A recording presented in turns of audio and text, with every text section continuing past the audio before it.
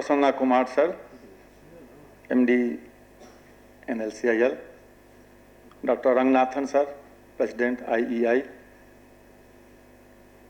Mr. Suman, Director Technical PNP NLCIL, Mr. Venkat Chalam,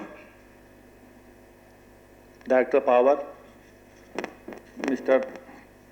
Govindarajan, CVO NLCIL, Mr. Bose,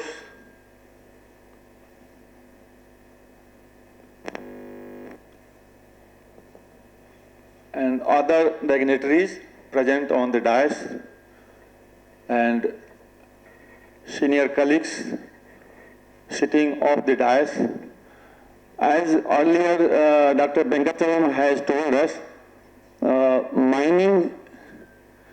this mining can be considered well at par with civilization. Actually, you can see in literature,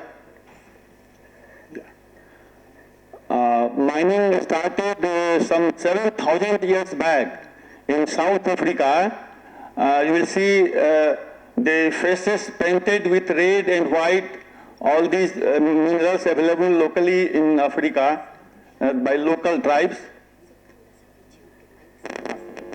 So mining can be traced back to 7,000 years back. And now in India also, mining, the history dates back to some 200 years. Now, as on date, you can see, we are facing a lot of challenges and opportunities which can be overcome only by concerted effort by all. And in this regard, change management has to be accepted everywhere, in mining particularly. As you know, mining alone contributes around 3% of GDP, and while considering the allied industries also, say power, cement, and steel, then the contribution goes beyond 10%, which is very comparable with any industry in national progress of India. So mining is not only important, but is vital for any nation. In fact, as per one estimate, in USA, each individual consumes nearly 11 tons of minerals per year. But we don't have data in India. So minerals are so important. We not only energize the nation, but we drive the economy also.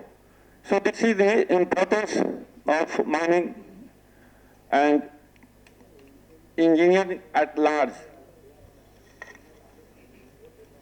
It is really a matter of great pleasure for me to know that IEI NLC is organizing 34th National Convention of Mining Engineers and 2 days national seminar on mining of fossil fuels, challenges and prospects on today and tomorrow in association with MEAI and Neyveli Lignite Corporation of India. It's really a great pleasure to have such a decent theme, and which is befitting for the demand of the industry, which I'm rightly pointing out again.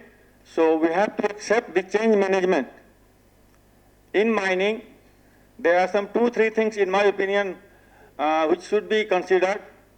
We should put some more effort on underground mining, particularly coal, where possible, because once we reach the plateau of open casting, there won't be any mineral for open casting. And by that time, if we are not updated in mining technology on the ground, it will be difficult for us to maintain production, tremendous growth in production. So underground mining should be given its due importance and impetus. And then, in line with the change management, we should go for clean core technology. Clean core technology, as China has already taken a headway in the direction, we should also think of this. And such platforms will go a long way in deliberations which will be most beneficial for the engineering fraternity and mining people as a whole. I think I again congratulate